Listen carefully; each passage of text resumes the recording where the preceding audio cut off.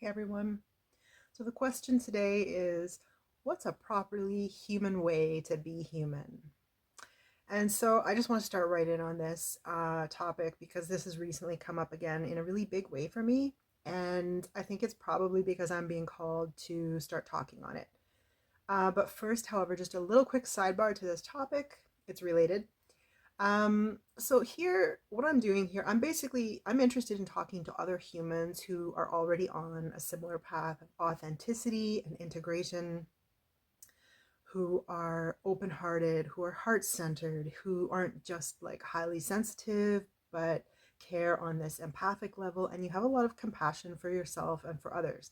If that's not you, like you don't need to be here. There's a million other YouTube channels, and I just really need to start taking like a proactive measure against all of like the fluff, the bots. I'm going to be screening more for like authentic engagement, which is what I care about here, and for improving the overall quality of engagement. So basically, after one of my recent videos was flooded, I guess, with some level of artificially inflating the views, like through like booster accounts and stuff.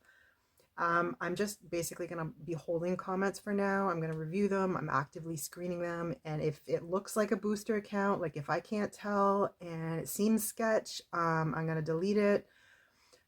So, of course, if you are a real human and you're here for authentic reasons and you're authentically interested in what I have to say and you want to make an authentic comment, you can still do that.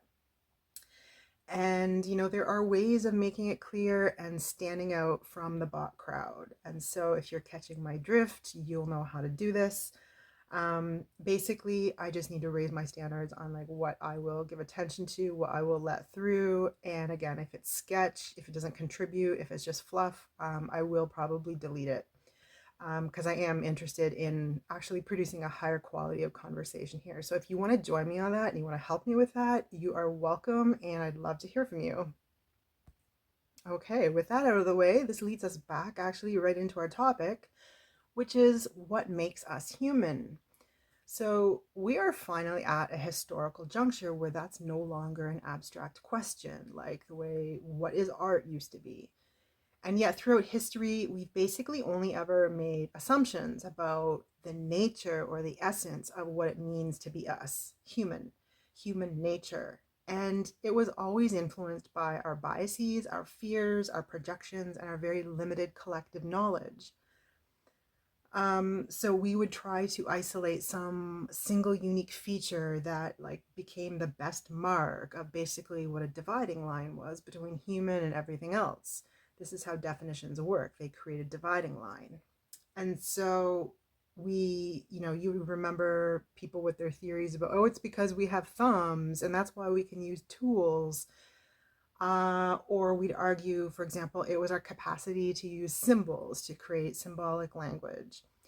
Or then it was like our ability to stop and reflect before we have a reaction or take a new action.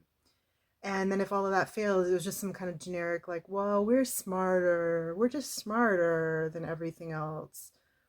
And this is really kind of like an inverse relic of the ancient idea that we were like mere mortals next to immortal gods.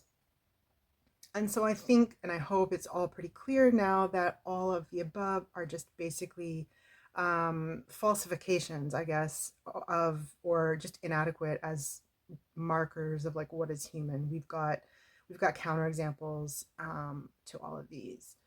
So in other words, my thought here is actually like, what if human is actually a category mistake? And what do I mean by that? For me, it means that this may be the wrong level of specificity for the question that we're hoping to answer, or even the question that we're really trying to ask. It looks like we're asking, well, who are we? Or what are we? But if you probe, the meaning of that is really, what is the meaning of being here? Now, I'll take a little sidebar into philosophy. Some of you know there was a very famous German philosopher who had an answer to this question. And for him, it was this question of what makes us unique. It was his answer to this was that we are the only beings who ask about the meaning of being. We're the only ones who ask about the meaning of our being and what it means to be here at all. So, but notice how this question is like a level deeper than merely like, what is my life purpose? It's not just about me, it's everyone else's life purpose. Like, what is the meaning of all of this, of all of us together? So it's really getting at a bigger picture, and we're really almost asking about this meaning of like the higher order and coherence of everything. So it's like this ongoing drive to pursue the why. Why would it be like this? Like what's the meaning? What's behind gravitational space-time? Not merely like we can calculate it and predict how it would act. Why gravity at all? What's behind gravity?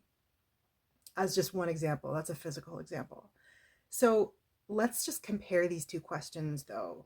What makes us human and what is the meaning of being here? Notice how the first question is reductionist. It's aimed at identification. It's it's about like locating human within some taxonomy or set of categories. And identification is always about fixing something into place. It's always about being able to say this and not that. Whereas the second question, what is the meaning of being here, is open, and it's really trying to like embody an essence, or it's aimed at recognition, which is based on resonance. And so notice how resonance and recognition are a very different energy from identification. Identification is always a seeing from the outside. It's always disembodied. Even when we say things like, well, I identify as being such and such, because the such and such is always a set of signs or markers that other people would or could also claim. And in that way, it's intersubjective and it has an important and distinct role, but it still always very much comes outside of us. It's something we can actually get lost in, and we can lose ourselves within this idea or concept or label. Whereas with recognition, we are always like, we remain grounded in who we are and where we are. And there's basically more consciousness here. Recognition is always tied to consciousness. Now, on the level of the word itself, though, don't confuse this, for example, with AI techniques of that are called like visual recognition. Um, that's actually more properly understood as a process of identification, as I've explained it here. So, for example, you've got large language models that are basically like they've worked on many thousands, millions of training sets, and then they just compare new discrete visual relationships with what's in the training set, and then they can produce a match. And that's basically like calling an A an A. It's basic recognition or identification. You've got a set, and then you can choose like the matching variable. Basically, it's really like getting a toddler to pick out like the missing puzzle piece. Whereas the recognition that I'm talking about is something both deeper and it's more complex than this. It's more like I can see myself within you, or I can see you because I understand this within myself. It's like I get it. I get you. It's holistic, it's embodied, and it points toward or it embraces a higher truth. So recognition always pays proper respect to the integration of the microcosm, me, my body, my experience, with the microcosm, macrocosm, sorry, insofar as we've been able to receive it so far. And so this is really the level that we want to meet each other at. It's wiser, it's more spiritually mature, it's more conscious, and it honors where we each are individually within our own awareness. If we're only dealing with processes of identification, then we remain tethered to the external at best, or totally lost within it at worst. And or even worse than that, confined to it, which is where some of the new paradigm seems to be edging towards, insofar as like now we're the ones who have to prove that we're human. And you can think of some recent examples here. And this is what actually brings my topic full circle back to the question of what is a properly human way to be human? You know, if we've got on the one hand humans who are like deliberately acting less authentic than they actually are, for like legit and not so legit ways, and then on the other hand you've got AI systems getting really good at like mimicking like everything about the human. What is a properly human way to be human? So we want to approach this on the level of like recognition and not merely identification, which would use like specific words, or it's the syntax, or you can't use the word delve now. It's all about pattern recognition. And sorry to the neurodivergent community, but that is not a flex. Pattern recognition is a super basic singular aspect of like human perception across the board, and it's exactly what AI can mimic. So that's not the level we want to like, that's not where we're going to stay. That's not what's really human. Recognition, though, is something that works through the medium of resonance. And the only way we have resonance is if we can tap into that part of ourselves that is already like transcending our human self and already transcending our human life. This part of ourself taps into our own personal memory, and from there we can even tap into transpersonal fields, transpersonal memory, transpersonal consciousness. So it's almost like what's really human is this ability to, or this desire to transcend the human in that way.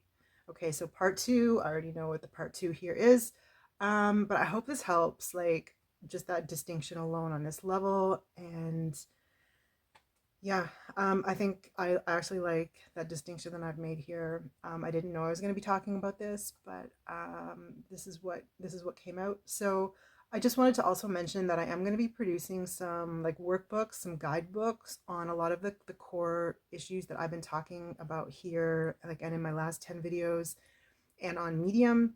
So if you've been interested in that, just keep an eye out or join my newsletter and you'll see the announcements. I think I'll be starting to work on this really in December, and then maybe already like in January, I'll have these ready for you.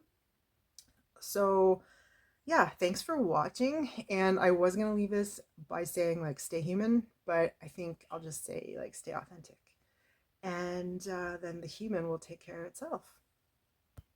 But I do have one final note, a little reward for those who are still here watching through to the end, and I may do this going forward. I would really like to encourage authentic engagement here because I do really care about just improving the quality of the conversation generally. So although I'm actively screening against all these booster accounts as best I can, I do want to like find some way to recognize like who's here actually authentically, like not just you're human, but you're also interested in this conversation that I am developing. And you know, I would like to hear from you. So you know, if you do want to leave a comment, you know, make sure to include this word and or the two concepts that I just went through the process of distinguishing. And if you can recognize and leave that in your comment, I'll be better able to like recognize you. And of course, this will also get easier too, like as I get to know some of you. So thanks again so much for watching, and I'll see you soon.